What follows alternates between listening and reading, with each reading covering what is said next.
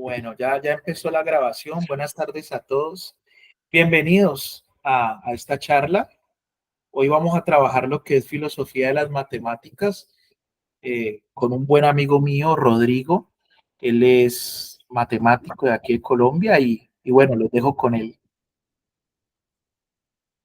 Bueno, buenas tardes para todos.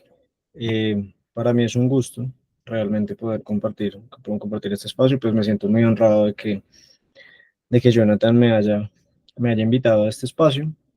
Muy agradable, por cierto, muy bonito según lo que puedo percibir. Tienen una buena relación entre todos ustedes. Eh, yo soy profesor de matemáticas. Soy matemático, como es mi formación. Y hoy la idea es comentarles a ustedes un poco sobre la forma en la que ha evolucionado el pensamiento matemático en la humanidad, ¿sí? La idea es discutir o conversar un poco al respecto de cómo se ha configurado el pensamiento matemático y cómo ha evolucionado la perspectiva filosófica que tiene la humanidad respecto a las matemáticas. Y qué viene, ¿no? También preguntarnos un poquito hacia el futuro, qué va a ocurrir con las matemáticas o con la filosofía de las matemáticas. ¿Sí? Entonces, pues voy a compartir mi pantalla y por favor me confirman si pueden ver lo que estoy presentando.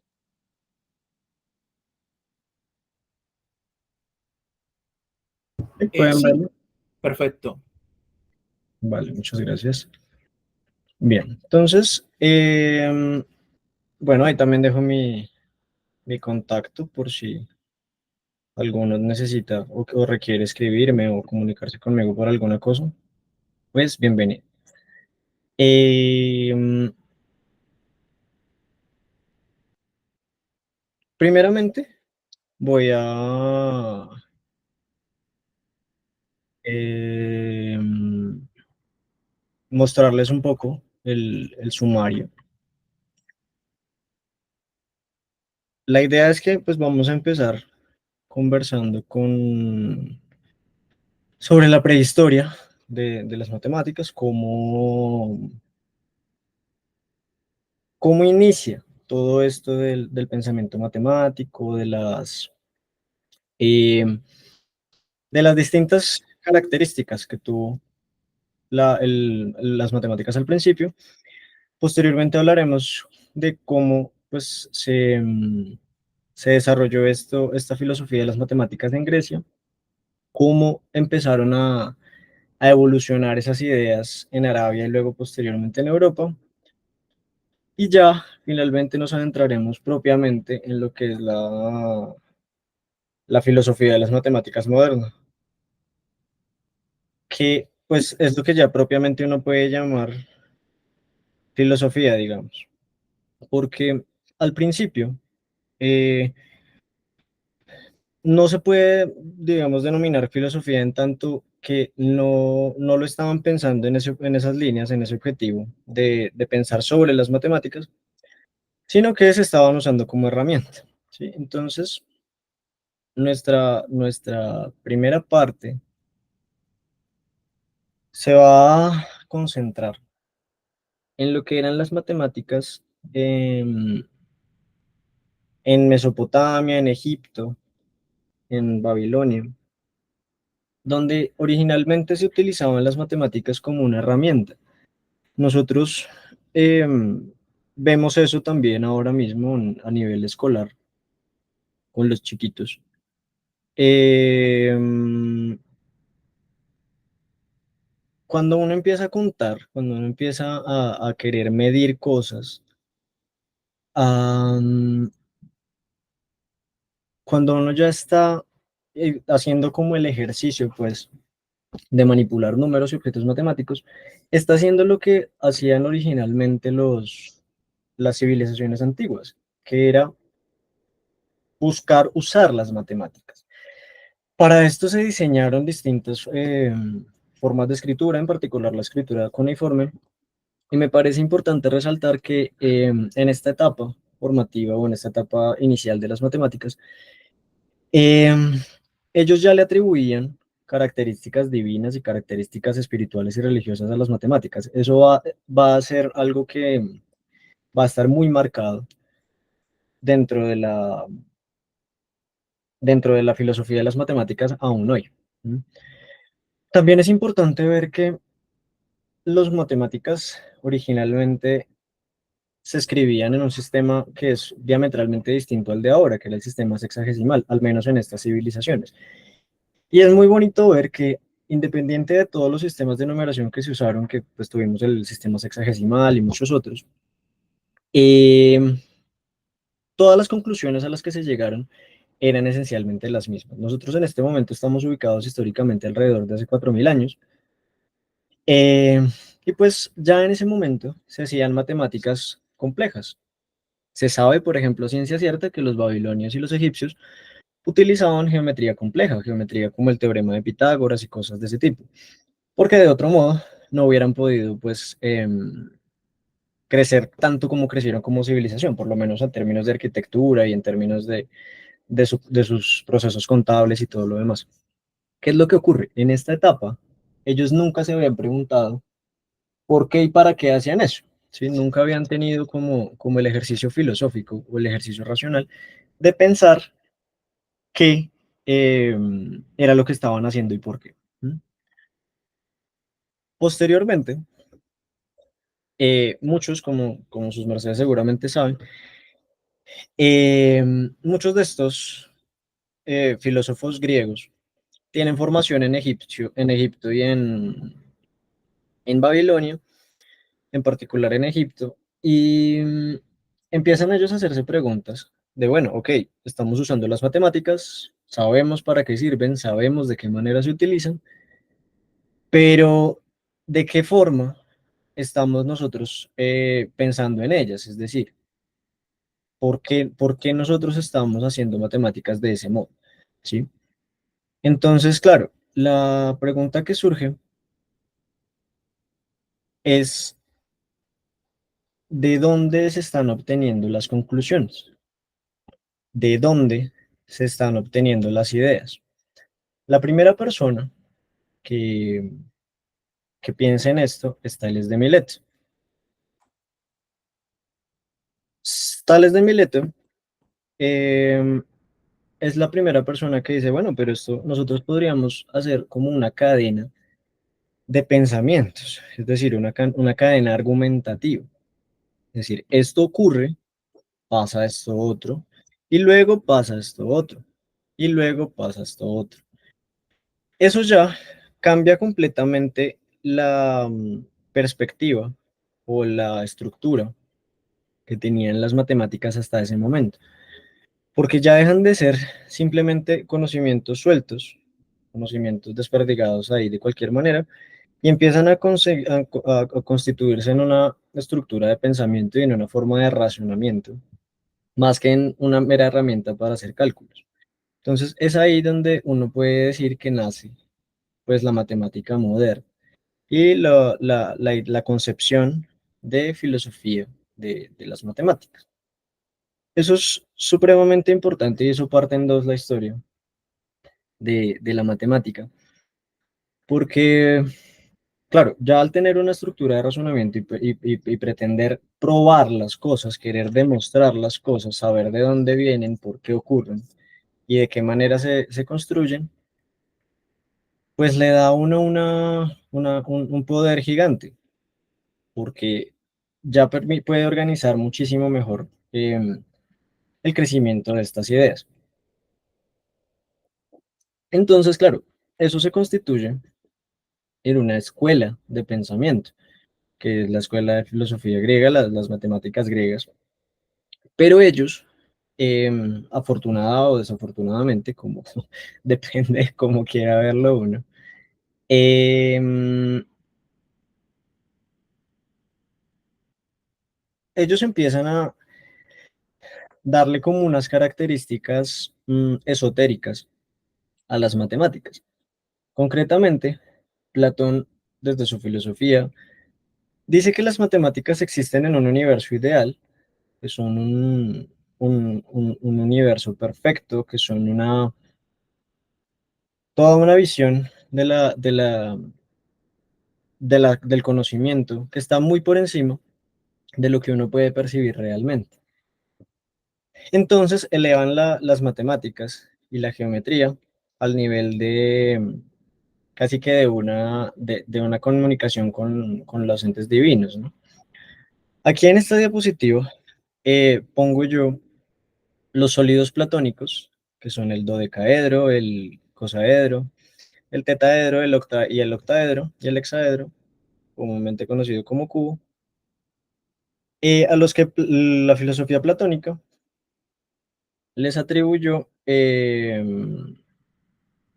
características divinas. A ellos los asoció cada uno con un elemento, entonces al tetraedro lo asoció con el fuego, al icosaedro con el agua, al hexaedro con la tierra, al octaedro con el aire y al dodecaedro con el universo.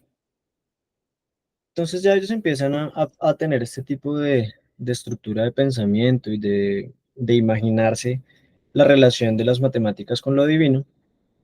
Y pues eso alcanza su cúspide en la escuela de los pitagóricos, que decían pues que las matemáticas eran, que los números, ya no solamente las figuras geométricas, sino los números también tenían atribuciones em, pues divinas, que los humanos eran, em, permítanme un segundo que una persona está intentando entrar.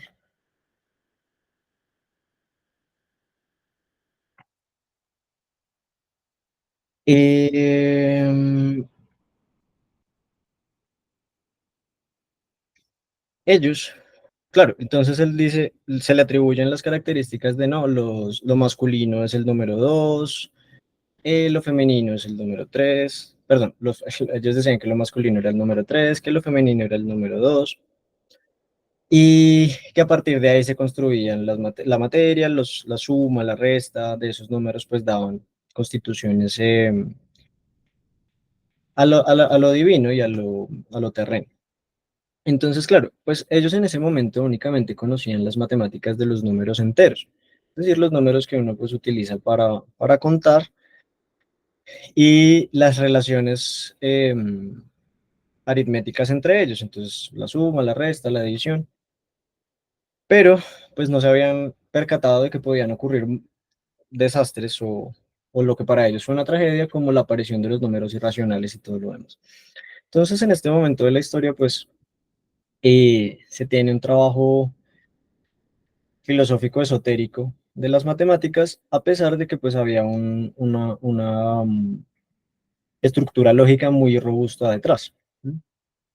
Bien, posteriormente aparece en escena un personaje que nuevamente va a partir en dos la historia de las matemáticas, que es Euclides.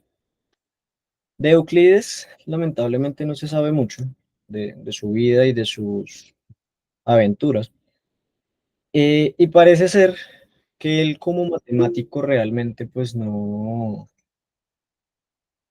como matemático realmente su trabajo parece ser que no era tan bueno, pero él logró construir y logró hacer algo que sentó un precedente para la forma en la que se empezaron a pensar las matemáticas en este momento. Euclides, en vista de que pues, la escuela de los pitagóricos, Platón, Tales, habían dejado ya unas estructuras y unos teoremas establecidos, y empezó a tratar de organizarlos. Él dijo, bueno, vamos a organizar la geometría desde el principio, desde los primeros teoremas hasta los que surgen de ellos. Eso es súper fundamental en la historia de las matemáticas porque es la primera vez que alguien quiere escribir un libro de texto y empieza a pensar en que las matemáticas deben tener un principio y un fin, ¿sí? Él dice, nosotros no podemos empezar a probar teoremas desde cualquier lugar. Nosotros tenemos que empezar a partir de algún lugar. Debería haber cosas que no se puedan probar. Euclides es la primera persona que se hace esa pregunta, o por lo menos es la primera persona que lo escribe. Eh, y él dice, ok, entonces vamos a decidir cuáles son las pautas fundamentales o las pautas iniciales que se requieren para empezar a hacer matemáticas, es decir, cuál va a ser nuestro piso para empezar a trabajar. Y es lo que él empieza a llamar postulados. Él define cuatro postulados, bueno, cinco realmente, con los que él afirma que se pueden deducir todos los teoremas de la geometría conocida hasta ese momento, que ya era mucho. Em, entonces, claro, él presenta sus postulados y con base en esos postulados demuestra teoremas. Y eso quedó tan bien hecho, fue una cosa tan poderosa que nadie la cuestionó y nadie se hizo preguntas al respecto de eso durante casi 2 siglos. Perdón, 2 milenios. Es una cosa monstruosamente poderosa porque es un edificio que no parece tener huecos. Es un edificio que no se ve por donde hace agua, no se ve que pueda tener alguna falla. La lógica de Euclides es muy limpia. Él trata de ser muy explícito en la forma de construir sus teoremas y claro, pues dice todo el mundo, ok, esto es lo que nosotros debemos intentar hacer y todo el mundo pues vive tranquilo con eso, ¿sí? Todo el mundo vive cómodo con esa idea de que los postulados y la estructura que le está dando Euclides a las matemáticas es correcta. ¿Mm? Y ahí eh, pues se consolida la idea original de Tales de pensar en que las matemáticas pues deben ser una estructura esencialmente argumentativa. Posteriormente, eh, nos movemos a, al mundo árabe, al Medio Oriente, y ahí empiezan a pasar otras cosas que son relevantes para la historia de las matemáticas. Este señor que ven ahí en pantalla, para los que son colombianos, desconozco si en otros países también utilizan el álgebra de Baldor, pero por lo menos acá en Colombia fue algo que se usó muchísimo, muchísimo con los adolescentes y en los colegios para enseñar el álgebra. Este señor que está ahí en la diapositiva que les presento es Al-Khwarizmi y él decide eh, empezar a escribir un álgebra, o bueno, lo que en ese momento, lo que ahora conocemos como álgebra, para resolver otro tipo de problemas. Claro, ellos ya conocen toda la geometría euclidiana, las matemáticas han avanzado mucho, y aquí ellos hacen una introducción filosófica de otro tipo que es empezar a pensar en el álgebra, en las cosas desconocidas, en las estructuras desconocidas, como como un área de las matemáticas aparte de la que eh, pues ya se conocía. Entonces ellos empiezan a escribir sus libros, Omar Khayyam y otros matemáticos persas y del Medio Oriente, empiezan a trabajar en matemáticas con la misma estructura axiomática y pensando a nivel de estructuras.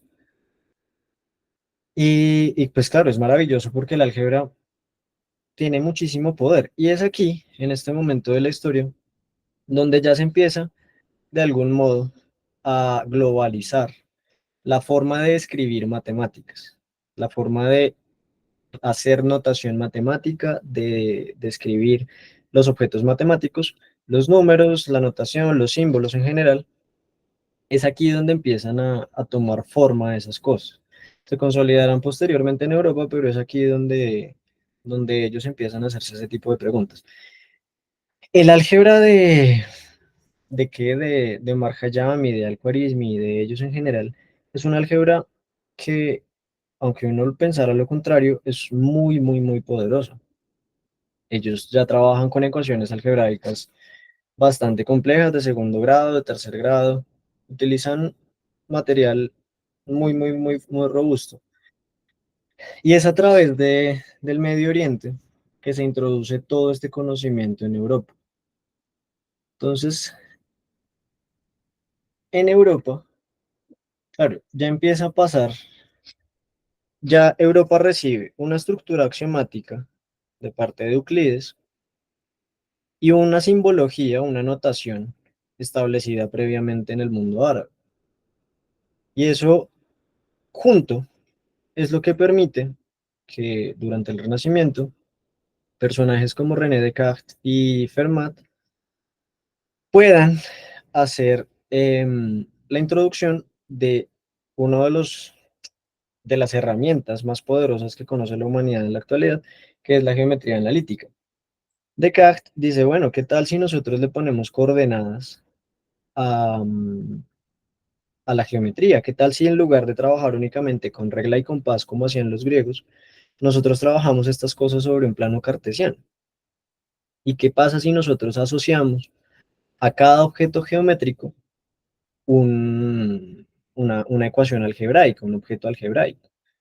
Eso genera una explosión gigante, gigante, es una explosión maravillosa porque, claro, al ya uno poder hacer álgebra al tiempo que hace geometría y ver que tienen una conexión tan profunda, eso permite estudiar un montón de problemas, como las curvas algebraicas, la intersección entre curvas, eh, problemas que en la antigüedad habían dado muchos líos, permite estudiarlos de manera muy sencilla, porque el álgebra es una herramienta muy poderosa. Entonces, claro, eso le da un salto cualitativo y cuantitativo tremendamente grande a las matemáticas que había en ese momento. Y claro, en Europa, pues se riega ese conocimiento muy rápidamente y empiezan a aparecer en escena muchísimos personajes. Newton, Halley, Leibniz, en fin, empiezan a aparecer matemáticos de muy alto nivel utilizando estas herramientas que dejaron Descartes y Fermat de la geometría analítica.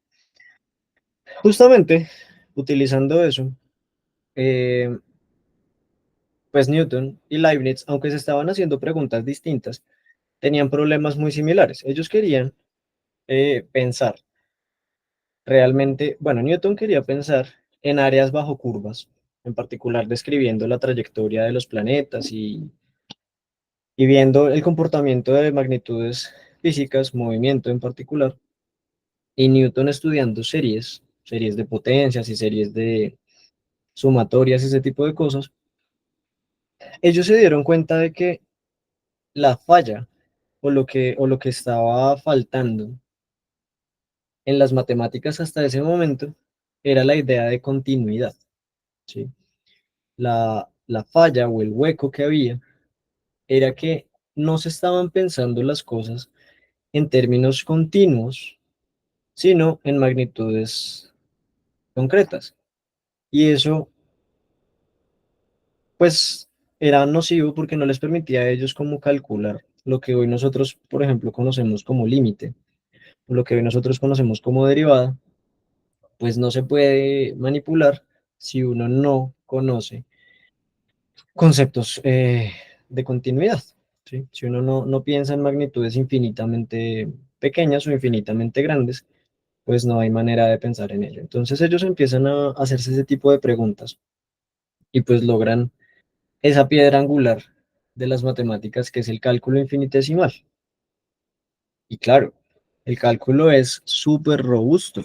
El cálculo es tan robusto que de hecho hoy pues eh, la ingeniería y la economía y muchas otras áreas del conocimiento están paradas completamente sobre sobre el conocimiento del cálculo.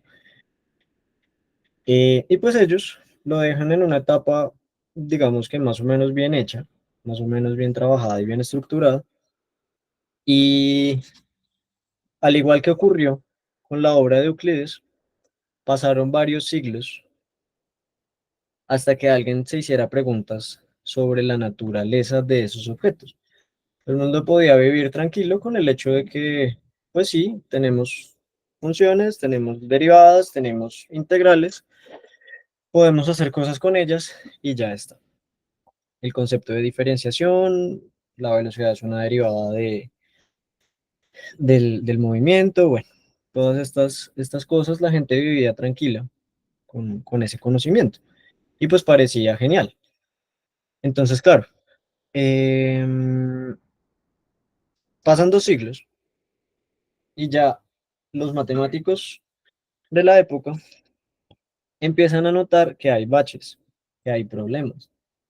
Dicen, ok, bueno, pero ¿qué es realmente un límite? ¿Qué es realmente lo que significa aproximarse indefinidamente a un lugar? ¿Qué es concretamente lo que significa aproximarse sin fin hacia un punto? ¿Qué es lo que significa realmente dividir infinitamente el área bajo una curva? ¿Mm? Entonces, claro, pues ahí empieza la magia porque primero empieza la discusión. Ya el hecho de que uno se haga esa pregunta es muy, muy, muy significativo en términos de que pues le permite a uno investigar al respecto. Entonces, bueno, sí, que entonces concretamente qué es un límite, concretamente qué es cada una de las cosas. Y se dan cuenta de que hay huecos argumentales. Cuando se hacen esa pregunta, se dan cuenta de que en realidad nadie tiene esa respuesta. O sea, nadie puede decir, ok, esto es un límite, ok, esto es una función. Entonces empieza una cruzada, digamos, por definir lo que en ese momento se llama el análisis o el cálculo infinitesimal, darle una base axiomática, es decir, darle un piso, un asidero teórico, así como lo tenía la matemática y el álgebra, perdón, la geometría euclidiana y el álgebra de los persas, darle un asidero teórico al cálculo de Leibniz y de Newton, darle un asidero teórico al análisis. Es decir, bueno, listo. eh, ¿Cómo construimos nosotros? ¿De dónde, cuáles van a ser nuestros axiomas iniciales? ¿Cuál va a ser el piso de esto? Y pues eso conduce a otro hito súper importante, que es la introducción de la teoría de conjuntos. Aparece en escena este señor, que es George Cantor, y él dice, bueno, nosotros podemos poner todas estas cosas en términos de conjuntos. De conjuntos, nosotros vamos a decir que un conjunto es una agrupación de elementos y podemos jugar con ellos. Entonces, claro, pues los conjuntos parecían una solución súper razonable porque decía, bueno, hay distintos conjuntos de números, hay distintos tipos de objetos de funciones y ya con eso parecía que el problema estaba salvado. ¿Qué pasa? Ahí empiezan a aparecer otro tipo de problemas. Bueno, los conjuntos, ¿existirá algún conjunto que contenga todos los demás? ¿Existirá algún conjunto que sea más grande que todos? ¿Será que si tenemos conjuntos que son infinitos, porque bueno, vemos que el conjunto de los números naturales es un conjunto infinitamente grande, y pero también vemos que el conjunto de los números reales es un conjunto infinitamente grande, pero ¿será que yo los puedo comparar? ¿Será que ese ser infinitamente grande es equivalente? Entonces, claro, pues en lugar de resolver el problema que se tenía, se creó un problema que ahora era mucho más grave, porque, claro, tenemos ahora un montón de cosas que se llaman conjuntos y ahora por dónde empezamos. Esta etapa, que ocurrió en el siglo XIX, es un momento determinante en la historia de las matemáticas y del pensamiento matemático, porque es aquí donde surge la primera crisis de fundamentos, que es donde los matemáticos empiezan a decir, hombre, pero es que hay algo que está mal, ¿sí? Hay algo que no está fallando, hay algo que no estamos haciendo bien. ¿De dónde estamos nosotros sosteniendo todo este aparato teórico? Entonces, pues bueno, la teoría de conjuntos queda ahí, paradita, todo el mundo está de acuerdo con ella, y se proponen algunas bases axiomáticas para la teoría de conjuntos. Por ejemplo, los axiomas de Peano, los axiomas de Zermelo-Fraenkel, bueno, varias estructuras axiomáticas. Cada matemático empezó a trabajar en ver cómo podía hacer funcionar eh, la teoría de conjuntos, con mucho éxito. Ya se pudieron responder preguntas del tipo, ¿cuántos infinitos hay? ¿Qué tipos de infinitos hay? Se dieron cuenta de que existían, de que el infinito de los números naturales y el infinito de los números reales eran distintos. Entonces, claro, la teoría de conjuntos funcionó muchísimo, pero pues aún había muchos baches, porque pues ahora la discusión era cuál es entonces la axiomática correcta y qué es entonces tener una base axiomática consistente, es decir, cuáles son las primeras reglas de juego que necesitamos. En este momento de la historia surgen tres corrientes filosóficas que pretenden, de algún modo, resolver ese problema, ¿sí? Ellos, ¿cómo pretenden resolver ese problema? Ellos dicen, bueno, la primera es el logicismo, que la impulsó es principalmente Bertrand Russell y su maestro Whitehead. Ellos dijeron, bueno, nuestra propuesta es que nosotros fundamentemos las matemáticas en bases axiomáticas previas, es decir, ellos querían hacer una base axiomática para la axiomática. Ellos querían reducir todo a la lógica subyacente a, a la lógica subyacente a los axiomas, ¿sí? Entonces ellos querían definir símbolos lógicos, interacciones lógicas, a partir de las cuales fuera posible deducir absolutamente todo lo demás.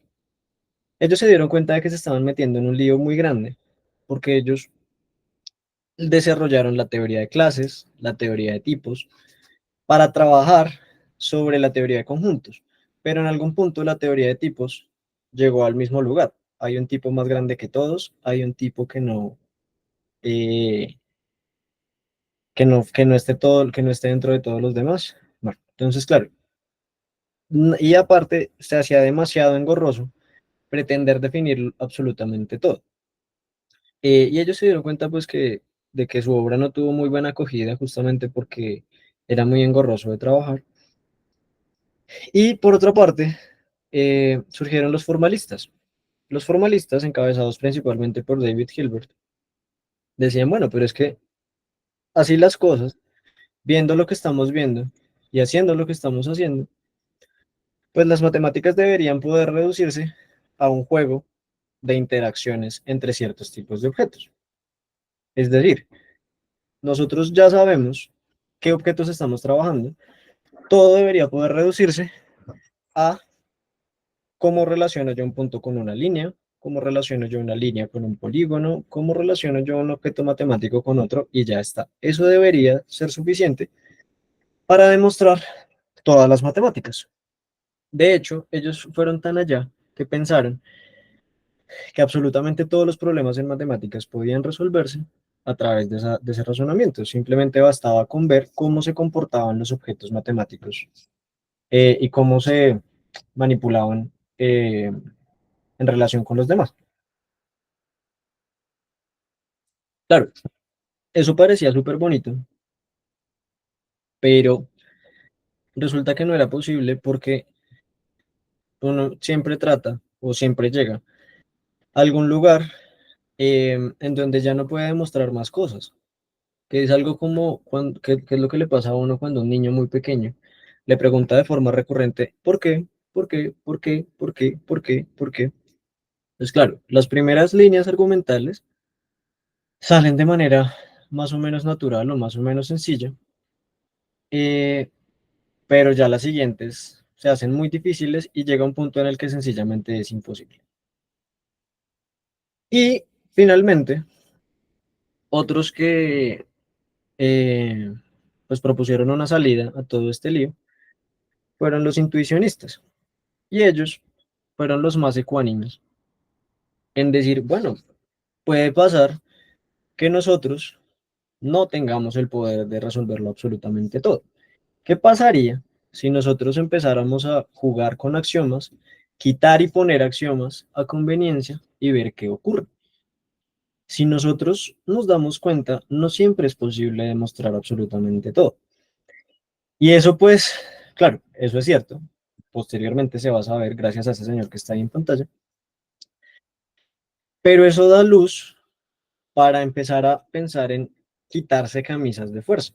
Pues la primera camisa de fuerza que se quitan los intuicionistas es el principio del tercero excluido.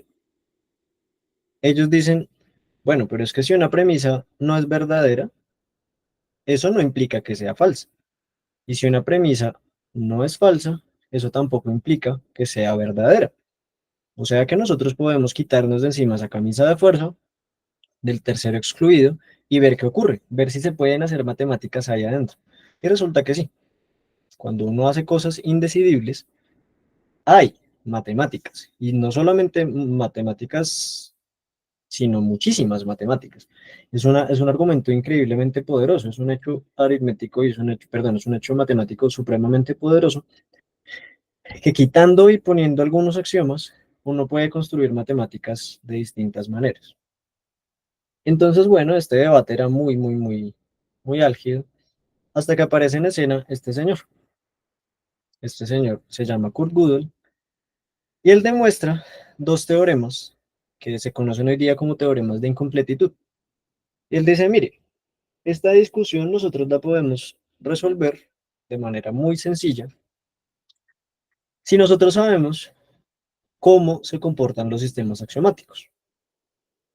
Entonces, él dice, él coge el sistema axiomático más sencillo que se conocía, que era el de la aritmética, y dice, bueno, si nosotros tenemos un sistema axiomático, como todos estos que mencionaba, que contenga la aritmética, él demostró dos cosas. O el sistema axiomático es consistente, es decir, todas las premisas del sistema se pueden demostrar o no conducen a contradicción, o es completo. Es decir, todas las premisas dentro del sistema se pueden demostrar dentro del sistema. Ambas cosas al mismo tiempo no las podemos tener. Es decir, si un sistema contiene todas sus premisas, tarde o temprano se conduce a alguna contradicción. Y si el sistema no conduce a alguna contradicción, eso nos implica que debe tomar premisas externas al sistema. Eso pues asumiendo que el sistema contenga la aritmética, que a efectos prácticos pues son todos los sistemas axiomáticos con los que uno trabaja. Entonces, claro, eso zanja la discusión porque destruye completamente la idea de los formalistas. Ya los formalistas pues tienen que vivir con la idea de que no es posible demostrarlo absolutamente todo. Y los logicistas pues tienen que vivir con la idea de que no es posible reducir todo a los términos de la lógica. Estos teoremas de incompletitud pues abren la puerta a empezar a jugar con distintas axiomáticas y distintas formas de pensar los axiomas. Porque claro, cuando uno empieza a quitar y poner, quitar y poner, quitar y poner, pues surgen distintas matemáticas. Un caso muy significativo al respecto de eso es las geometrías no euclidianas. Si uno nada más asume 4 de los 5 axiomas de Euclides, uno tiene geometrías que funcionan como la geometría esférica y la geometría hiperbólica. Y claro, pues eso abre un montón de matemáticas. Entonces, el álgebra crece un montón a partir de ahí, crece un montón la topología que ya estaba empezando a surgir por esa época. Y pues claro, parece ser que todo es maravilloso a partir de ahí, porque entonces, pues la conclusión es, todo depende de las reglas de juego o de los axiomas que ustedes escojan. Y pues bueno, eso ya nos lleva al siglo XIX, al siglo XX, perdón, bien entrado el siglo XX. Pues todos los matemáticos dicen, ok, listo. Entonces, lo que nos toca hacer ahora es empezar a definir las reglas de juego, empezar a definir nuestros axiomas, a empezar a ver cuáles son los axiomas que nosotros estamos escogiendo para cada una de las ramas de las matemáticas. Y este grupo de señores que está acá, matemáticos franceses, después de la Segunda Guerra Mundial, de la Primera Guerra Mundial, perdón, ellos deciden empezar a escribir libros de matemáticas. Originalmente ellos pensaban hacer libros de texto para colegio, pero se dieron cuenta de que podían reestructurar las matemáticas con unas nuevas bases axiomáticas bien hechas, con unas definiciones bien montadas, y se empezaron a escribir. Toda la notación que hoy nosotros conocemos, el símbolo de pertenece, los símbolos de conjuntos, el símbolo del vacío, del conjunto vacío, se los debemos a este grupo de señores.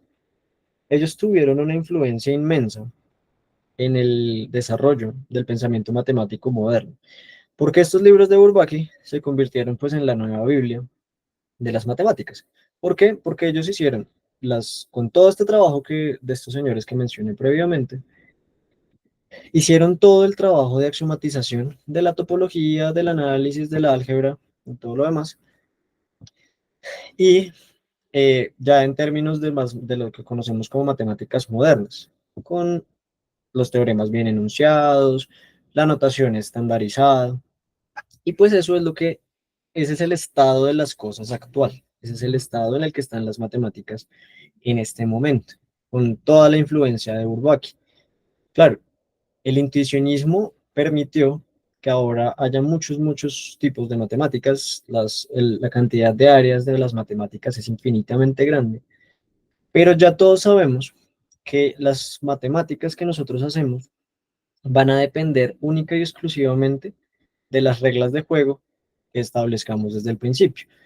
O sea, los teoremas que seamos capaces de probar van a depender de los axiomas con los que estemos trabajando. Y eso ha permitido que crezcan muchas áreas de las matemáticas, como la teoría de categorías, la topología algebraica, que dentro del marco de la lógica clásica se veían muy amarradas. Dentro del marco de la lógica clásica hay muchas áreas de las matemáticas que se ven muy restringidas, pero dentro de otras axiomáticas crecen un montón. Y eso pues ha permitido que las matemáticas modernas crezcan de una manera exagerada. Ahora es monstruoso, uno puede entrar a Archive y ver que cada día producen artículos. Es prácticamente imposible seguir el ritmo de actualización en matemáticas porque las áreas de especialización son cada vez más y el nivel de profundización y especialización que se requiere es grandísimo. Todo esto gracias a pues, la forma en la que estamos pensando las matemáticas ahora. ¿Qué es lo que sucede? Y es lo que se tiene ahora. Este mapa a mí siempre me ha parecido muy bonito. Y es, ya nosotros sabemos que cada área de las matemáticas tiene eh, partecitas, pues, de, de la matemática, pero ¿cómo se relacionan entre ellas? Entonces, la maravilla de las matemáticas actuales es tratar de encontrar todos estos caminos, todos estos puentes que vemos nosotros entre distintas áreas de las matemáticas, porque parece ser que uno no debería hablar de las matemáticas, sino de la matemática.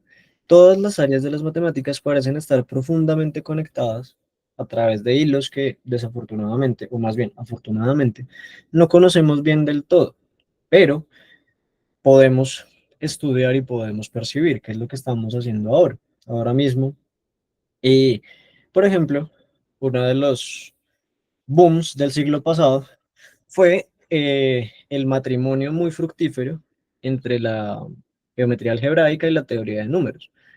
El uso de herramientas de geometría algebraica fue lo que permitió probar cosas como el último teorema de Fermat, por ejemplo. El uso de geometría diferencial en física, que todos pues hemos visto el poder tan inmenso que tiene, la relatividad general y especial está parada sobre eso. La mecánica cuántica y muchas áreas de la física que están paradas sobre la relación que hay tan profunda entre, por ejemplo, la geometría diferencial y la dinámica de fluidos, bueno, en fin, tantas cosas que hay en las matemáticas. Entonces, ahora mismo, la filosofía o la visión de las matemáticas, es ver cómo construir una versión más global de todas las áreas de las matemáticas, cómo se conectan entre ellos. Cosas como el programa Lagrange, estos problemas del milenio que está pagando el Instituto Clay, que se hicieron muy famosos gracias a Grigori Perelman, son cosas que en esencia buscan cómo unificar las matemáticas, o más que unificarlas, cómo reescribirlas en términos de un cuerpo completo sin que parezca pues que son, o sea, que son cosas ininteligibles entre ellas. Eso era esencialmente lo que yo quería compartir con ustedes el día de hoy. Eh, Tenemos espacio para un par de preguntas eh, o comentarios o bueno, lo que tengan para bien decir al respecto. Muchas gracias a todos por su atención, por su asistencia, por haber participado de esto.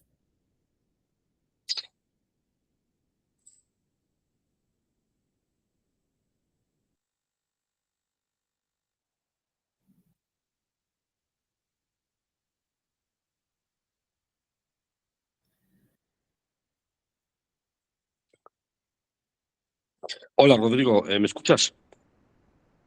Sí, sí, señor, te escucho bien. Hola Rodrigo, en primer lugar, muchas gracias. Bueno, a mí desde luego me ha ubicado mentalmente muchas cosas que las tenía ahí en el aire. Muchísimas gracias por dedicarnos tu tiempo y más en un domingo. Ojalá que no sea la última charla que tenemos. Yo tengo muchas preguntas, pero como sé que hoy es domingo y otros también quieren preguntar, te voy a hacer una pregunta o dos nada más. Las otras me las reservo ahí y ya, si me permites, se las iré haciendo por WhatsApp o por correo electrónico. La primera pregunta que te quería hacer, ahora estamos hablando de relatividad, de geometría diferencial y todo esto, que son temas que a mí pues, me interesan bastante. Entonces, lo primero es esa pregunta, así, sin filtro. ¿Cómo llegamos al concepto de tensor? Es decir, ¿cómo llegamos a un bicho tan complejo, tan altamente complejo como es un tensor? ¿A partir de qué? ¿Quién llega a esto? ¿Desde qué disciplina? ¿Y cómo se llega a esto? Y explícanos en la medida de lo posible qué es un tensor, para aquellos que están aquí que no lo tenemos tan claro. Bueno, muchas gracias por tu pregunta.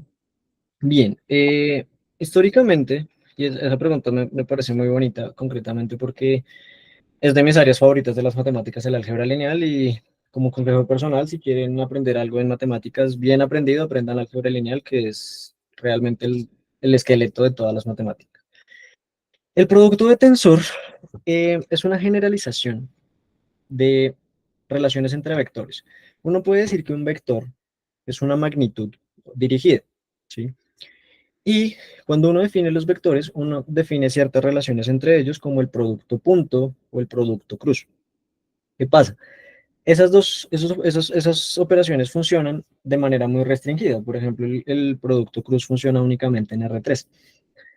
Entonces, como a uno le interesa hacer matemáticas y le interesa hacer geometrías en dimensiones mayores que 3, pues se introduce la idea de productos tensoriales, que es esencialmente jugar con vectores de tamaño más grande, con matrices de tamaño más grande, y calcularlos de esa forma. Entonces, ¿qué es un tensor? Un tensor, en términos llanos, es como un paquete de vectores que te dice hacia dónde se están moviendo ciertas magnitudes, ¿sí?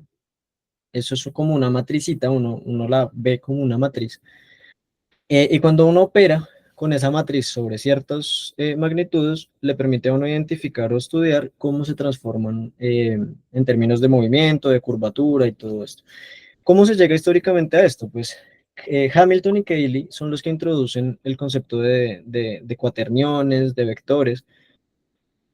Eh, Grassmann también trabaja bastante en este tema y son ellos los que paran el álgebra lineal, ¿sí?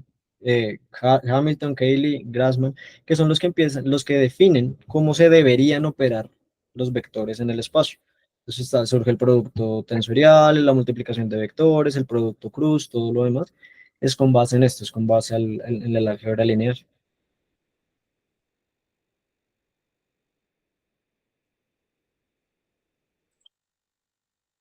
Sí. Rodrigo, ¿me escuchas? Sí, sí, señor. Sí, entonces se parte de la idea de vector más que de la idea de matriz para llegar al tensor.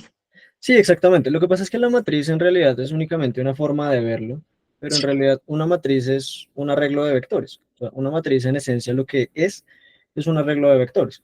Cada columna o cada fila de una matriz es esencialmente eso, un vector. Entonces, Vale. un tensor es un tipo muy particular de matriz que le interesa a uno con ciertos valores que pues, le habla a uno sobre la curvatura y el comportamiento de algunas magnitudes. Sí, sí, sí. De acuerdo. Por mi parte he contestado una pregunta ya muy general para todos y ya no hago ninguna pregunta más. ¿Por qué a ustedes les interesa tanto los jodidos números primos? O sea, hay todo tipo de conjeturas con los números primos. ¿Por qué los matemáticos están enamorados de los números primos? ¿Qué tienen los números primos para que sean tan importantes? Bueno, eso te lo respondo con un teorema, que es es uno de los teoremas más bonitos justamente que muestra Euclides en su obra, en los elementos, que es el teorema fundamental de la aritmética. El teorema fundamental de la aritmética dice que cualquier número entero se puede expresar como producto de potencias de números primos de manera única. Eso, en términos llanos, lo que significa es que uno puede construir a partir de los números primos cualquier número, ¿sí? Y eso tiene un montón de implicaciones algebraicas y tiene un montón de implicaciones mucho más profundas, porque son como los ladrillos constituyentes de las matemáticas en general. Por eso es que es tan importante entenderlos. Y la cosa es que son muy difíciles, porque los primos no tienen una distribución muy específica. Hay primos muy atípicos, por ejemplo, el 2 es el único primo par. Hay unos que se entienden muy bien, por ejemplo, los múltiplos de 5 son súper fáciles de entender, porque todos terminan en 5 o en cero. Pero los múltiplos, por ejemplo, de 19 son súper atípicos, son números muy raros. Entonces los primos tienen, pues, son un universo muy aparte. Y además de eso, resulta que las cosas que tienen características primas se comportan de una manera muy extraña.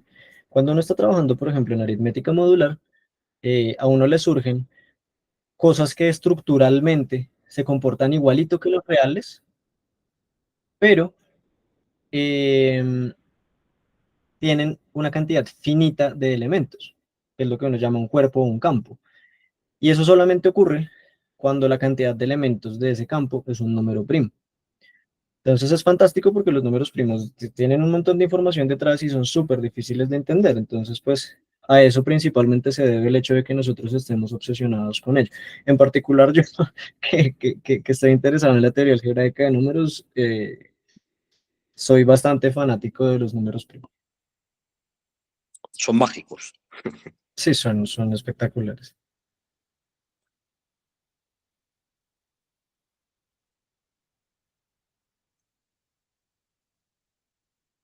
¿Hay alguna otra pregunta por ahí? ¿Alguna otra? Sí, ¿cómo están? Buenas noches. Ah, Esto de los números primos y el sistema decimal me hizo pensar tal vez si me pudieras resolver esta duda. ¿Qué pasa con los números primos al cambiar el sistema numérico? ¿Se mantiene o aquí se tienen otras propiedades tal vez? No sé si me dejo explicar eso uno y lo otro, no sé si esté relacionado un poco con las matemáticas, pero creo que la mecánica analítica es una manera muy interesante de ver justamente cómo, por ejemplo, esto de la virtualidad, de los movimientos que son microscópicos, no sé cómo decirlos ahora. No sé si igual nos puedes hacer una aproximación histórica a cómo las matemáticas han llegado a desarrollar la mecánica analítica. Gracias. Bueno, primeramente mis conocimientos en mecánica analítica son cercanos a cero, entonces creo que sería un poco complejo para mí hacer una aproximación histórica. Sin embargo, pues casi todas las cosas, como les mencionaba hace un momento, en física están paradas sobre Newton y Leibniz. O sea, ellos dos son sobre todo Newton. Las matemáticas que dejó hechas Newton fueron el pilar fundamental para todo lo que se hace ahora mismo en ese contexto. Sobre tu otra pregunta, sí, claro, cuando uno cambia las reglas de juego, cuando uno cambia los axiomas, lo que significa ser primo también cambia. De hecho, esa es una pregunta muy interesante en teoría de números, porque cuando uno trabaja sobre otros espacios, por ejemplo, los enteros gaussianos, un entero gaussiano es esencialmente un número que tiene una parte entera y una parte compleja. Es decir, es un número complejo, como los de toda la vida, a más bi, pero donde a y b son números enteros.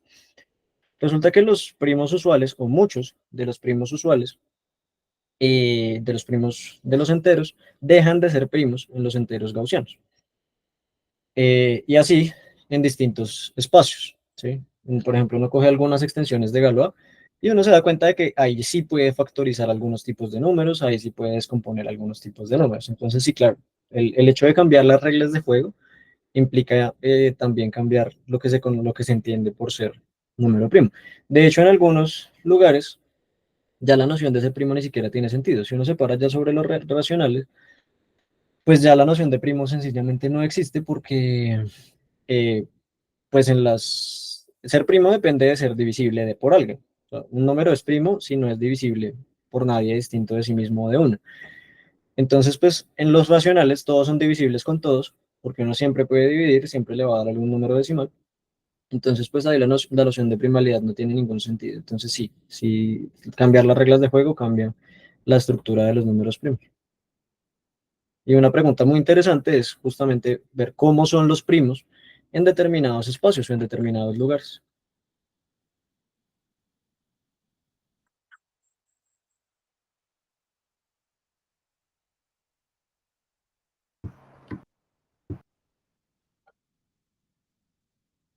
¿Alguien tiene alguna otra pregunta? Tengo miles. Puede hacer otra, Gonzalo, no hay ningún problema. Rodrigo, dos preguntas rápidas. Eh, ¿Quién inventa los números complejos? Y segunda pregunta, un poco más heavy metal. Renormalización en física y en matemáticas. ¿Mito o realidad?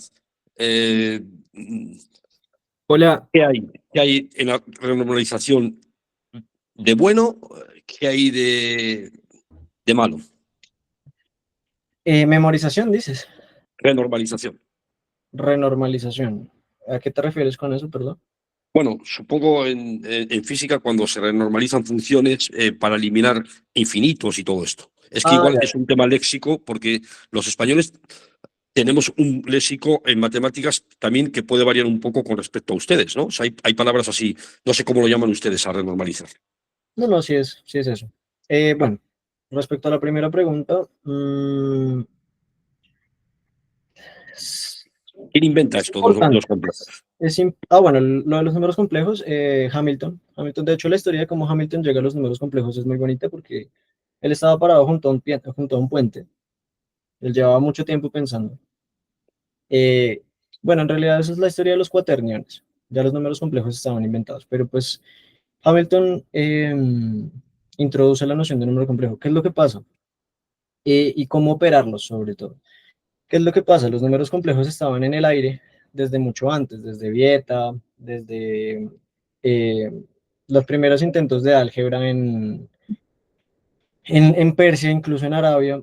¿Ah, sí? Porque es que si uno, claro, porque es que si uno toma una ecuación algebraica cualquiera de segundo grado, una ecuación cuadrática, en algún punto le pueden salir números complejos. Si el discriminante es negativo, ya uno tiene un número complejo. Y no hace falta ir muy lejos. Fíjate que es apenas una ecuación de grado 2. Entonces Sí, ya sí. esa idea estaba ahí en el aire y ya, pero entonces nadie se había atrevido como a usarla para algo. ¿Sí? A decir como esto tiene sentido. Entonces Vieta y ellos la introducen, pero no hacen mucho con ellos. Euler ya después le da el símbolo i a la raíz cuadrada de -1, pero son Hamilton, Cayley, Gauss también interviene ahí bastante. Los primeros que empiezan a ver cómo es que se operan esos objetos, cómo se manipulan entre ellos, cómo se ven las operaciones, una multiplicación de números complejos, una suma, qué es lo que representan geométricamente también. Y sobre lo de la renormalización, pues lo que pasa es que es útil. Lo que pasa es que es útil y también es un poco por eso que hace un rato les decía que el álgebra lineal es muy útil. A uno tener vectores o tener funciones de la medida que uno quiere que tengan es súper útil. Es súper útil. Entonces, pues, digamos que es un poco forzar las cosas, pero Ahí voy, ahí voy. No esforzar demasiado las cosas. A veces, lo que pasa es que, digamos, si uno trabaja en matemáticas es muy bonito porque uno con un lápiz y un papel se defiende, pero en física las cosas, las limitaciones técnicas son demasiadas. ¿M? Entonces a veces conviene forzar las cosas. La física tiene un problema a nivel, o más bien, un divorcio a nivel teórico y experimental, porque claro, pues uno a nivel teórico puede querer hacer muchas cosas, o puede que los cálculos funcionen respecto a muchas cosas, pero demostrar eso experimentalmente puede ser imposible. Entonces, por eso es que a veces es necesario eh, obligar a que las cosas sean lo que uno quiere que sean. Entonces, claro, ya es un problema más de naturaleza de técnica que otra cosa. entiendo. Yo te hago una pregunta, Rodrigo. Hola, ¿cómo estás? Gracias por aceptar esta invitación. No, con mucho gusto a ti por invitarme. Es todo un placer. Ahorita que estabas hablando de los fundamentos de las matemáticas y por lo general, cuando la gente habla de filosofía de las matemáticas, se mete mucho con el tema de finales del siglo XIX, principios del siglo XX, en lo que tiene que ver con la lógica, con la sematización de las matemáticas, eh, y pareciera que eso es todo. Pero resulta que por otro lado, nosotros estamos viendo que se están haciendo unos avances en el álgebra y por lo general la gente que no es iniciada al álgebra, lo único que piensa es en el álgebra de Baldor, en lo que ve en el colegio o en lo que ve en la universidad. Eh, ¿Será que tú nos puedes hablar un poquito de ese álgebra abstracto, sobre todo la teoría de Galois? ¿Por qué es importante Evaristo Galois en la historia de las matemáticas y en la nueva forma de hacer matemáticas y en los descubrimientos que se dan de las matemáticas de aquí para allá? Uf, qué pregunta tan bonita, Jonathan. Bueno, esa pregunta tiene dos respuestas posibles. La primera es que pues el cálculo tiende a ser más popular y tiende a ser como más reconocido porque es más fácil. El nivel de maquinaria que se requiere, por ejemplo, para hacer teoría de Galois es exageradamente alto, ¿sí? Uno, digamos que a un curso de bachillerato de últimos años de la escuela del colegio, uno ya le puede enseñar cálculo, uno ya puede entender qué es una derivada, qué es una integral, más o menos. Pero hacer cosas como lo que hizo Galois requiere una maquinaria muy pesada. O sea, Galois trabajó con maquinaria realmente muy pesada. Y es por eso que él es tan importante, porque él parte en dos la historia de las matemáticas por la forma en la que él aborda el problema. Hasta antes de Galois, las matemáticas se abordaban, era el álgebra, perdón, se abordaba era fuerza bruta, o sea, uno calcule y calcule y calcule y mueva cosas y mueva cosas y mueva cosas a ver cuándo llega alguna fórmula general. Con suficiente suerte y con suficiente talento, pues los persas lograron derivar la fórmula cuadrática. Posteriormente en Italia se deriva la fórmula para una ecuación de tercer grado. Y pues parecía que había razones para pensar que eso se podía hacer con cuárticas y quínticas también. El problema es que manipular una cuártica o una quíntica algebraicamente es berracamente difícil.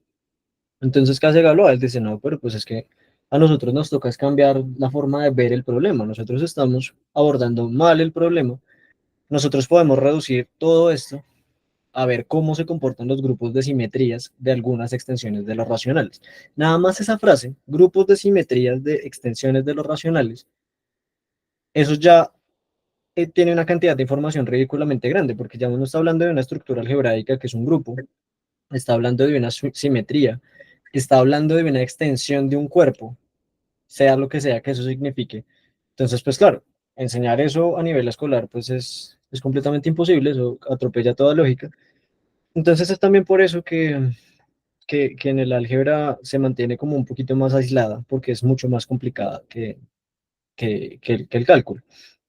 Pero, y lo otro es que, pues también es un poco difícil de aplicar, ¿no? Digamos que, claro, los sistemas de GPS, los computadores y todo lo demás funcionan con un esqueleto algebraico muy grande, pero pues no es tan fácil de ver como, no sé, si uno está haciendo un problema de física con un carrito, uno puede meterle a eso una derivada y funciona. Pero la teoría de Galois no es tan aplicable, entonces también eso ha complicado un poco las cosas. Ahora les explico un poco en qué consiste esto de los grupos de las simetrías. Galois se dio cuenta de que si uno coge las raíces de un polinomio y las organiza de cierta manera, eso se comporta y se puede factorizar o se puede manipular dentro de algunos lugares. Esos lugares son coger una raicita o dos raicitas de algún número y pegárselas a los racionales. Por ejemplo, coger la raíz de 2 y pegárselas a los racionales.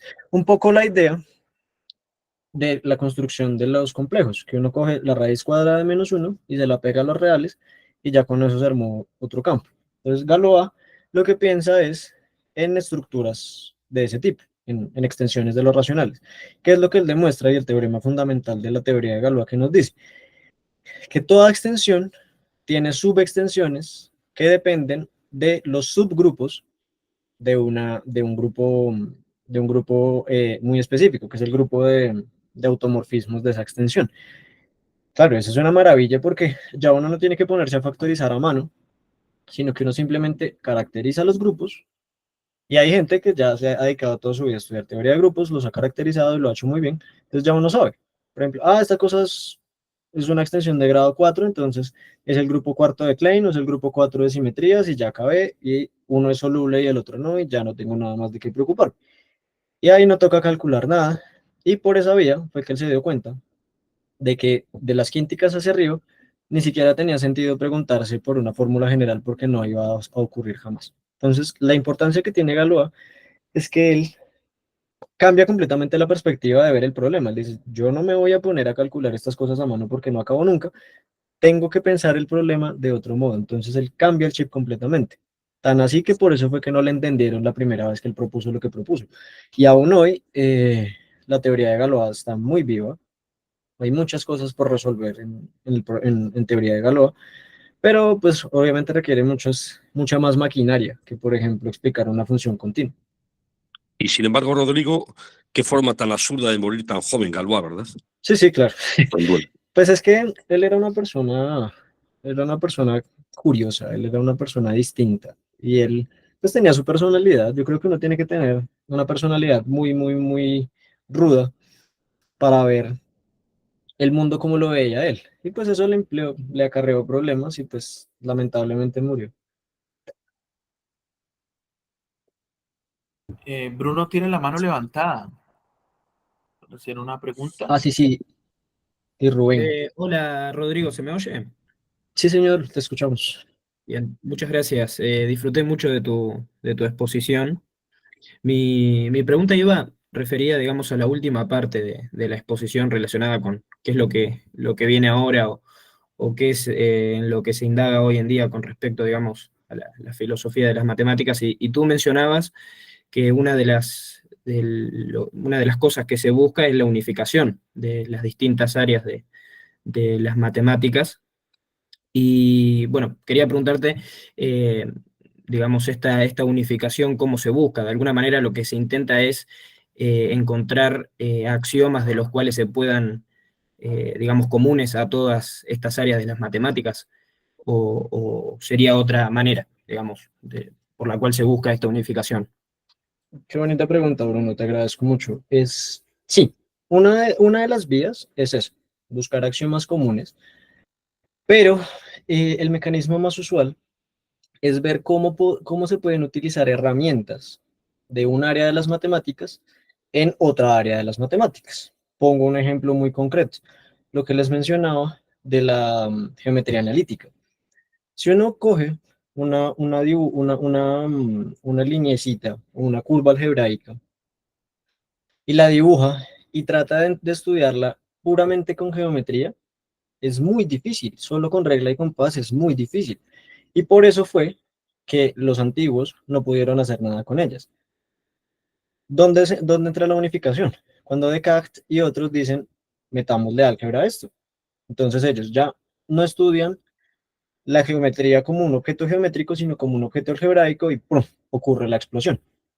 Es en esos términos que se está buscando la unificación hoy día.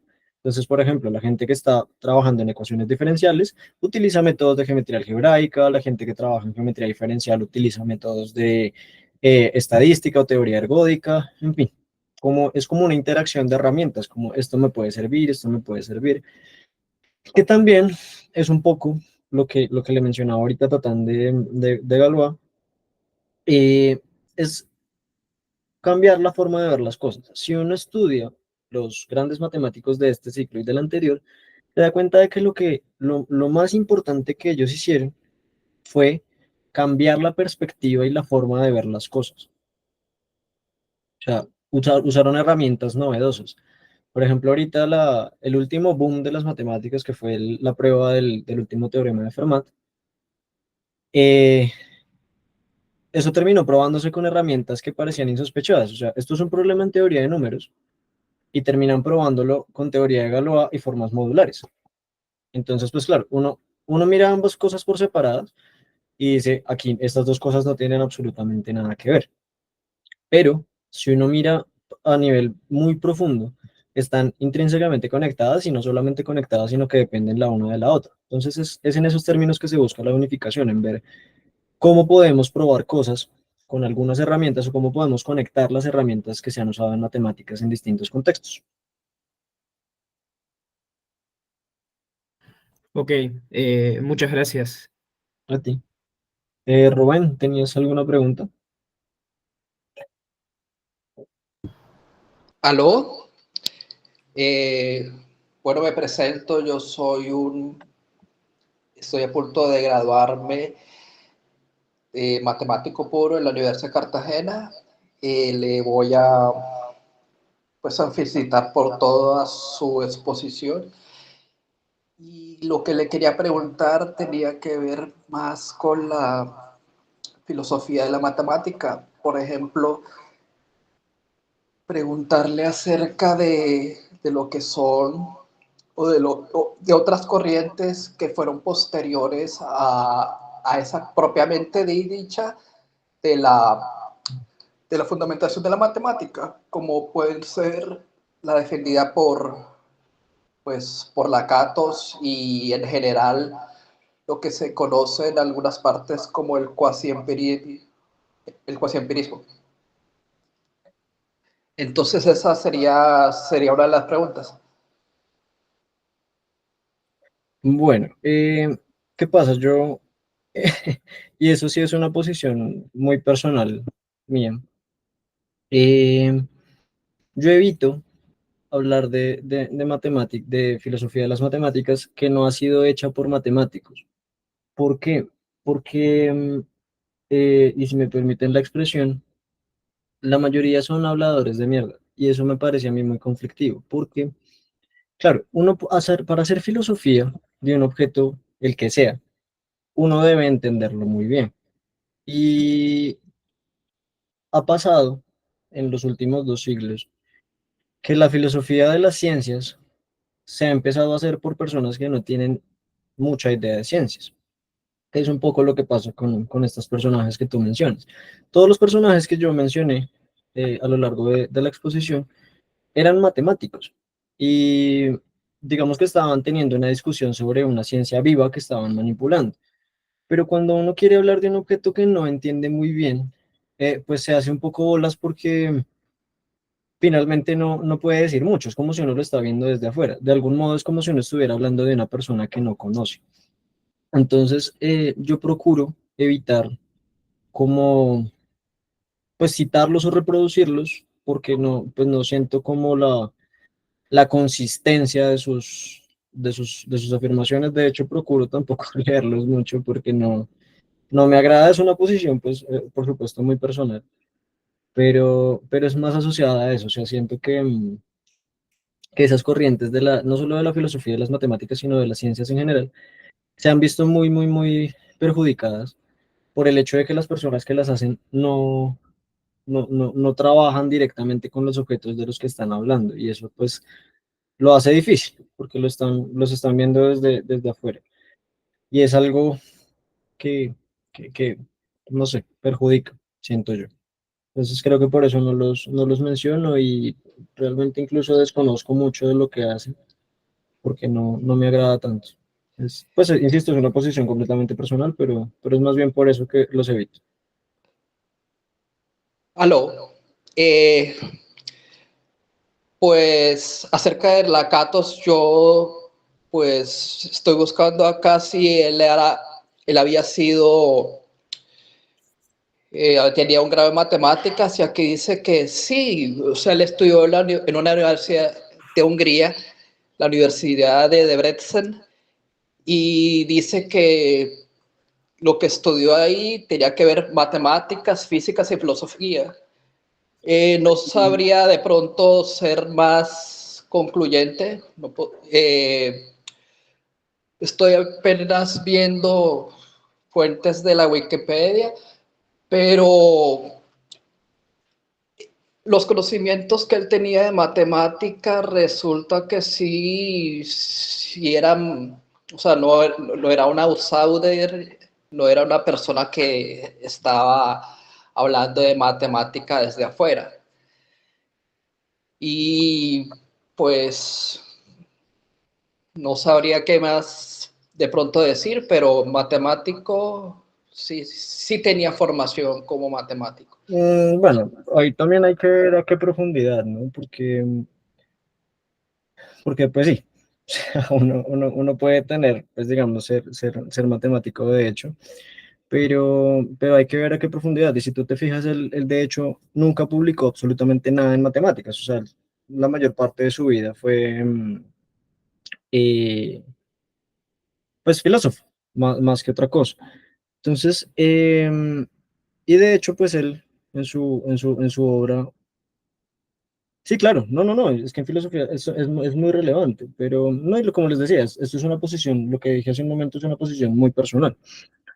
Em, pero, claro, el trabajo de él se orienta sobre todo en términos de las escuelas que te mencionaba hace un momento, del logicismo, del intuicionismo, pero no lo menciono por los temas que te digo, y es por eso.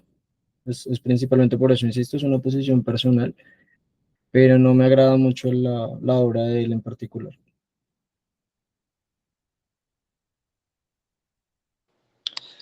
Podría preguntar acerca de, bueno, ya no exactamente sobre lo que es el cuasi-empirismo, sino otra tendencia que tiene otro nombre, que tiene sus relaciones con el cuasi-empirismo y que se da, se conoce como filosofía de la práctica matemática. O, siendo matemático, ¿qué nos puede decir acerca de la práctica matemática de los matemáticos en tiempos ya contemporáneos, de los matemáticos profesionales y todo eso? Mm, mm, ¿Podrías hacer un poco más concreta la pregunta? ¿A qué te refieres con práctica matemática? Con la práctica matemática me refiero a la práctica, a cómo hacen matemática los matemáticos profesionales. Ah, entiendo. Bueno, em, eso depende mucho de qué área de las matemáticas se trabaja en particular, porque hay áreas de las matemáticas que tienen, ¿cómo decirlo? Una estructura de trabajo relativamente sencilla en términos de cómo ver las cosas. Por ejemplo, en teoría de números, gran parte del trabajo que se hace es trabajo experimental. De hecho, los computadores actualmente han servido muchísimo para el trabajo en teoría de números, ¿sí? Cuando uno está analizando ciertas funciones muy grandes, está haciendo ciertas series muy grandes, uno puede estudiar su comportamiento de manera computacional y a partir de ahí pues inferir cositas. Pero si uno, por ejemplo, trabaja, no sé, en geometría diferencial y está trabajando con un objeto de 8 dimensiones o 9 dimensiones, pues se hace muy difícil tener algún tipo de interacción empírica con el objeto que uno está manipulando, ¿no? Entonces, depende mucho la estructura, pero en general, pues los matemáticos modernos trabajan sobre las líneas que sentó Bourbaki, es decir, coger un conjunto de axiomas o un conjunto de teoremas y a partir de ellos empezar a producir y a deducir. Esa se ha vuelto como la dinámica de trabajo en la actualidad de las matemáticas, que muchas personas tienen la crítica al respecto de ella, de que se ha limitado de alguna forma la creatividad, porque, claro, pues ya hace 20 años, perdón, hace 200 años, pues cada matemático escribía matemáticas como mejor le parecía. Eh, Uno, por ejemplo, lee un libro de Gauss o de Euler y ellos utilizaban su propia notación y todo lo demás. En las matemáticas modernas, todo está muy estandarizado. Entonces, de alguna forma, algunas de las personas que critican esa estructura burbaquiana de trabajo es que pues se limita mucho la creatividad y pues que en algún punto, que es un poco lo que pasa en todas las ciencias, que se vuelve pues una replicación de artículos por replicarlos, pero la estructura de trabajo pues gira en términos de eso, de buscar líneas axiomáticas, de probar nuevos teoremas. En algunos casos funciona la evidencia empírica, como por ejemplo en la teoría de números, pero no en todos.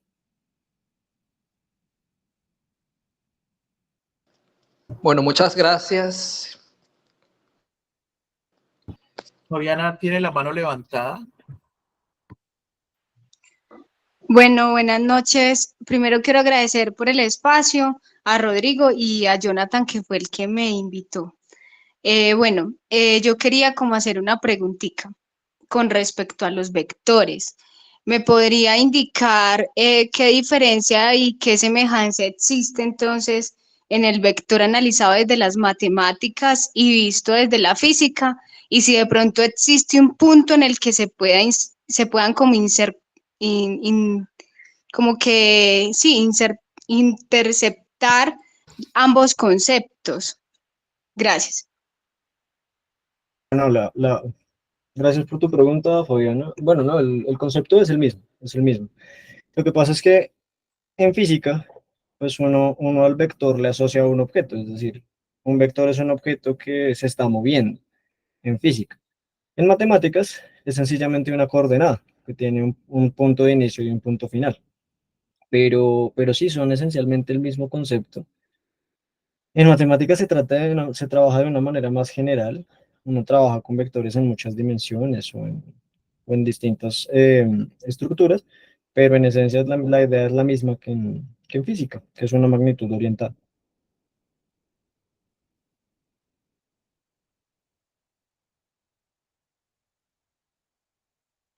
Muchas gracias. Con gusto. José Martínez tiene la mano levantada también. Hola, buenas noches, Rodrigo. Saludos desde Venezuela. Yo soy docente de matemáticas acá en Venezuela, docente más que todo el área de educación básica. Primero agradecerles a todos por el espacio. Muy interesante tu ponencia sobre lo que es o ha sido la evolución de la matemática por la parte histórica. Cuando estaban hablando al respecto de los números primos, lo que pasa es que se me fue la conexión y no pude, después que me volví a conectar ya habían terminado de hablar al respecto. De hecho, los números primos, fíjate que son bastante interesantes. Está el hecho, esa famosa conjetura que dice que todo número par mayor que 2 puede escribirse como la suma de dos primos, ¿no? Es la famosa conjetura de Goldbach. Christian Goldbach. Quiero hacerte una pregunta. Con respecto al cero, sabes que hay algunos matemáticos que dicen que el cero no es un número natural y hay otros que sí. Me gustaría saber cuál es tu opinión al respecto. Esa pregunta es muy bonita porque eso va muy en línea con lo que les comentaba hace un rato de las reglas de juego. Todos los matemáticos tenemos una posición respecto al cero que depende mucho de lo que estemos haciendo. Por ejemplo, si uno está haciendo teoría de números, el cero no es un número natural. A uno no le conviene que el cero sea un número natural si está trabajando en los enteros, por el principio del buen orden. Entonces a uno le interesa que, por ejemplo, para hacer una demostración por inducción matemática, a uno le parece súper conveniente empezar a contar desde el 1. ¿Sí? Pero si uno está haciendo teoría de conjuntos, a uno le interesa que el cero sea un número natural. Entonces, pues eso depende mucho de las reglas de juego. Yo usualmente, pues que por mi formación y por mis áreas de interés, lo que usualmente hago es teoría de números y geometría, casi siempre tomo el cero como un número no natural. Se toma por fuera del conjunto, pero eso varía mucho, depende de lo que uno quiera hacer y de la forma en la que define los números naturales también, ¿no? Porque pues hay personas que los definen como los números que se utilizan para contar, entonces el argumento es que uno empieza a contar desde el 1, pero si uno mira los axiomas de Peano, pues Peano construye los axiomas, construye los naturales desde el conjunto vacío que uno podría considerarlo como el cero. Entonces varía mucho según lo que tú quieras hacer. Sí, bueno, ciertamente. Cuando Peano hace la construcción del conjunto de los números natural, el primer axioma es que el cero es el primer natural, ¿no? Sí, exacto. Entonces Bueno, depende mucho de lo que uno quiera hacer con ellos. sí, exacto.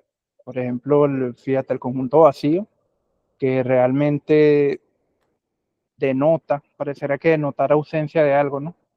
Y bueno, en teoría lo que se hace es decir que hay cero elementos, por ejemplo.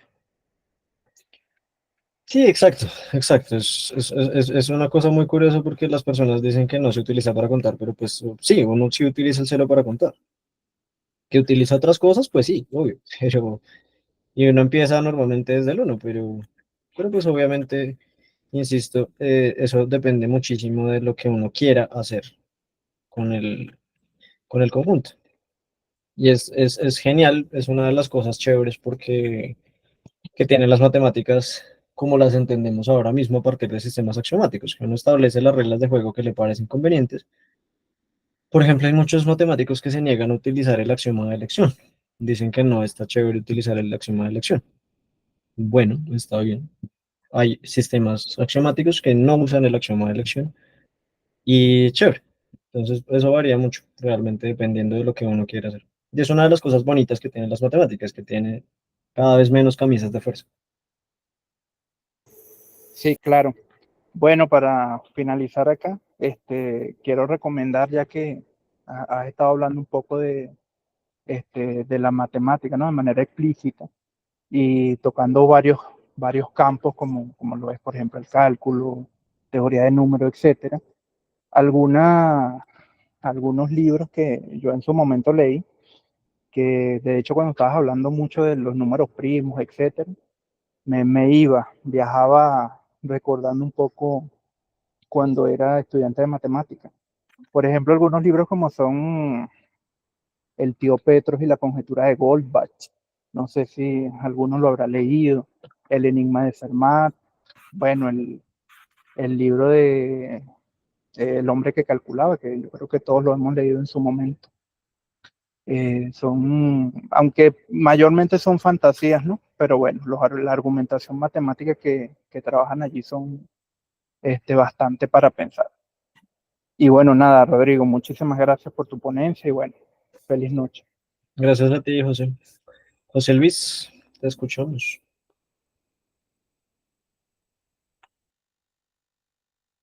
José Luis Aguilera, tienes... Respecto a esto de la creatividad y ¿cómo puede limitar tal vez me preguntaba cómo en el desarrollo de las matemáticas y en algunos autores que habías mencionado, había un desarrollo paralelo de las matemáticas exactas y de estos aproximamientos a los resultados, es decir, los métodos numéricos. No sé si tal vez nos pudieras o profundizar un poco por ese lado. Sí, sí, sí, mira que de hecho, pues hay muchas conjeturas en matemáticas.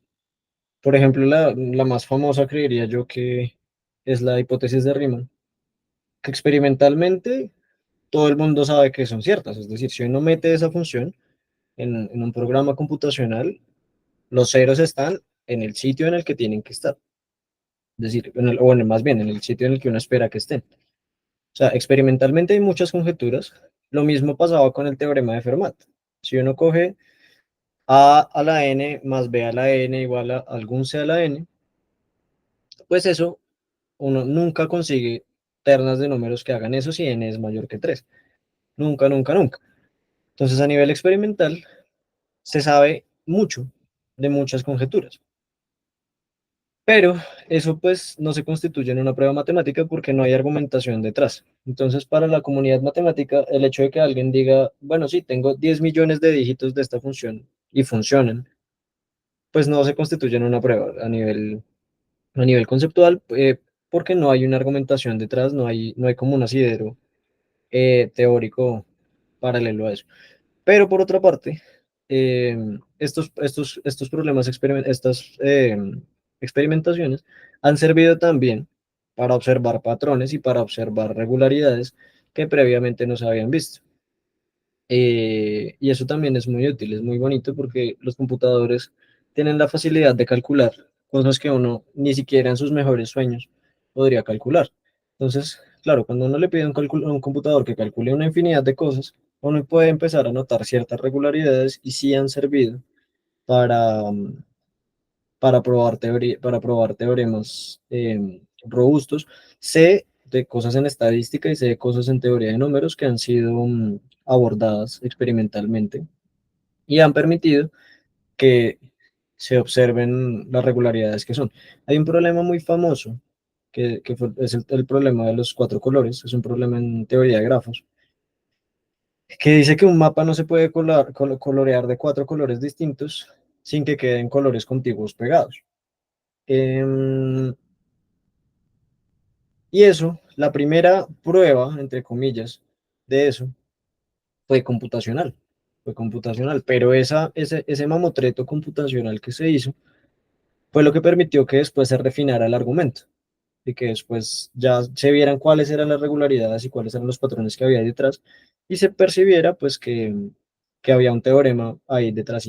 Entonces, es esa como la relación que hay entre, pero pues como les decía, eso no funciona en todas las áreas de las matemáticas. Hay unas que tienen unas limitaciones técnicas muy, muy grandes.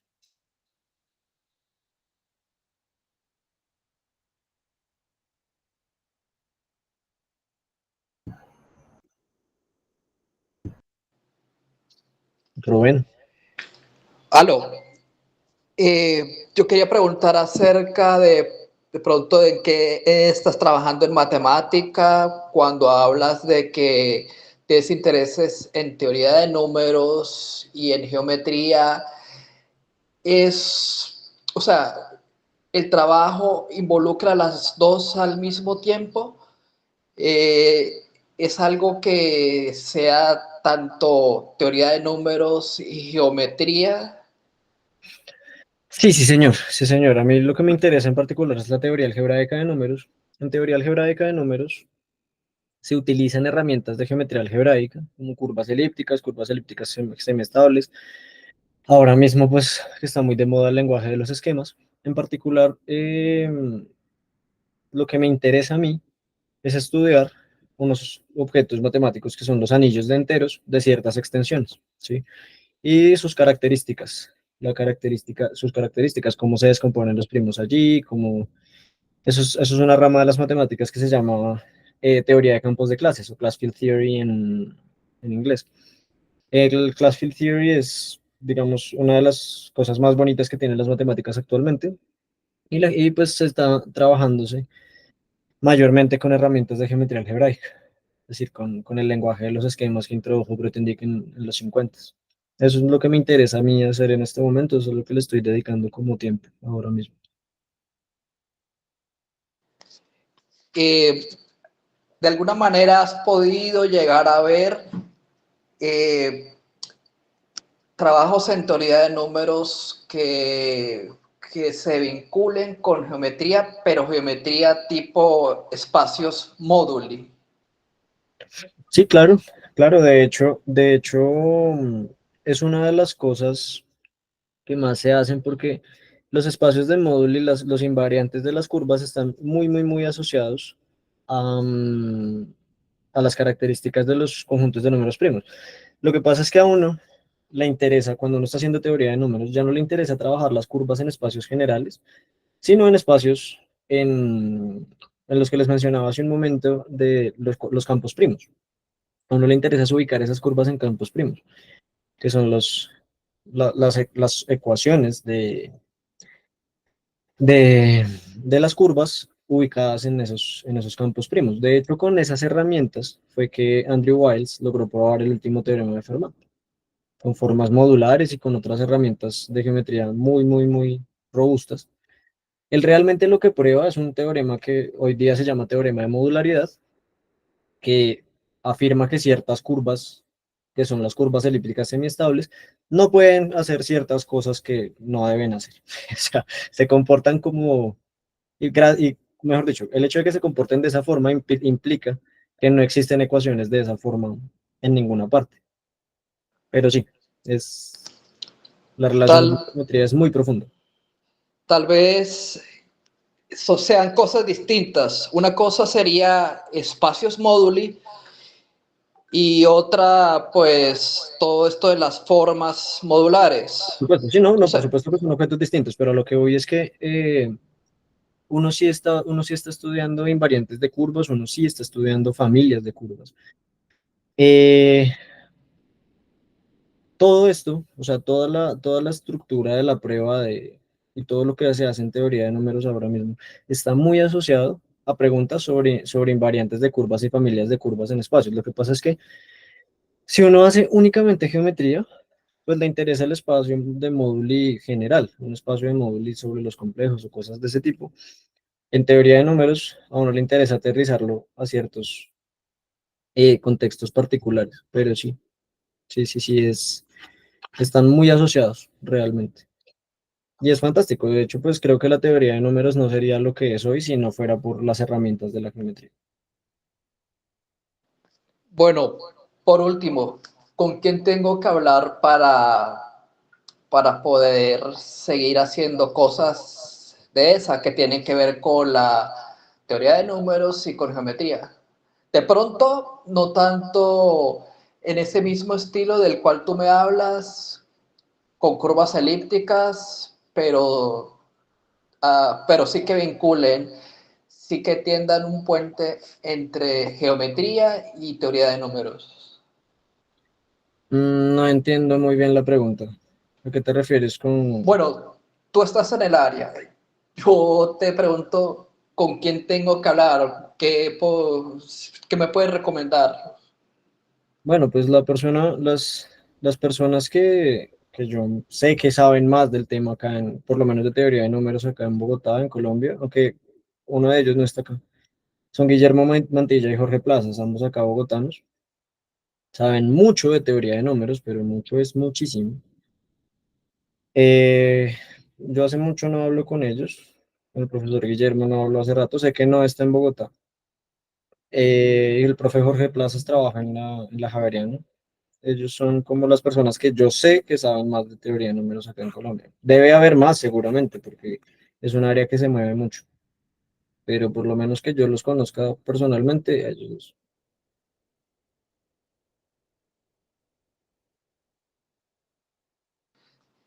Gracias por las respuestas. Con mucho gusto. Bueno, muchas gracias. No sé si hay alguna última pregunta para cerrar y si no terminamos ahí. ¿Tiene alguien alguna última pregunta?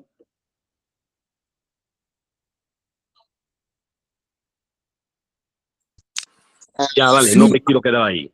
Dale, la última. Dale, John. Dale, Gonzalo. Ya, discúlpame, estimado, soy demasiado preguntón. No, está perfecto. Esta es la idea de estos espacios. Mira, como antes te preguntaba sobre los complejos y me has dicho algunas cosas bastante interesantes, ¿no? Porque me has anticipado un poco de dónde venía ya la inquietud, ¿no? O sea, no pensé que venía tan lejos de los persas, ya la inquietud por los complejos. Ahora sí me gustaría que me des un poco, o sea, sobre la transformada de Fourier, un poco lo mismo, ¿no? O sea, cómo se llega a algo tan importante como la transformada de Fourier para la ciencia, ¿no? Un overview así general. Bueno, debo esforzarme un poco más porque mis conocimientos en análisis son más precarios. Pero lo que pasa con con las series de Fourier y las transformadas de Fourier es que hay la pregunta problematizadora que ellos estaban haciéndose en ese momento de la vida es que los flujos eléctricos no se comportan de la misma forma que se comportan la mecánica usual, ¿sí? Es decir, era necesario empezar a pensar la electricidad con otro tipo de mecánica. La mecánica clásica o la mecánica newtoniana se quedaba corta. Había que empezar a pensar en otra forma de analizar las cosas. Entonces ahí es donde Maxwell y otros personajes introducen la idea de que la electricidad se comporte como una onda. Y resulta que este señor Fourier se da cuenta de que estas ondas son casi o todas reducibles a interacciones entre funciones seno, coseno, las funciones periódicas elementales. Entonces él empieza a trabajar alrededor de esas líneas, cómo expresar el, el nuevo lenguaje del electromagnetismo en términos matemáticos. Ese era como el propósito. Entonces, Maxwell tuvo algo que ver también en este origen de Fourier, porque esto no lo tengo claro. O sea, ¿ha ido cosas en un sentido o en otro? ¿Maxwell tuvo algo que ver realmente en todo esto? Sí, claro, de hecho Maxwell es el que fundamenta, o sea, las ecuaciones fundamentales del electromagnetismo las sienta es Maxwell. Sí, es Él, Maxwell. él recoge Claro. él recoge todo el trabajo de Faraday y él plantea las ecuaciones. Lo que pasa es que Sí, en ese momento era súper difícil porque trabajar electromagnetismo con el lenguaje de las matemáticas que había en ese momento era muy complicado. No había cómo. Entonces, por eso fue que fue necesario introducir más cositas. ahí se dieron la mano, o sea, Maxwell y Fourier, Sí, yo ¿no? desconozco si Un se poco. conocieron o desconozco si sabían conscientemente del trabajo del otro, pero sí, ahí hay un trabajo conjunto. Ya, está bien. Mm. Muchas gracias, Rodrigo. Un gusto y de verdad me gustaría que otro día te tengamos aquí, si eres tan amable, para, pues no sé, algún tema así más en concreto, que son tu especialidad, que nos has dicho que estás muy interesado en temas de álgebra, ¿no? Y en teoría de grupos y esto. Sería Ojalá un gusto para mí. que vengas. Sería un gusto para mí. Esta pregunta que me hizo Jonathan sobre la importancia de Galois, me encantaría también abordarla. Sería un gusto para mí, un placer. Las preguntas de ustedes son súper interesantes. Me encantó el grupo realmente. Y pues estoy a la orden y a disposición de ustedes cuando quieran volver a tenerme por acá. Gracias a todos por su atención, por sus preguntas, por todo.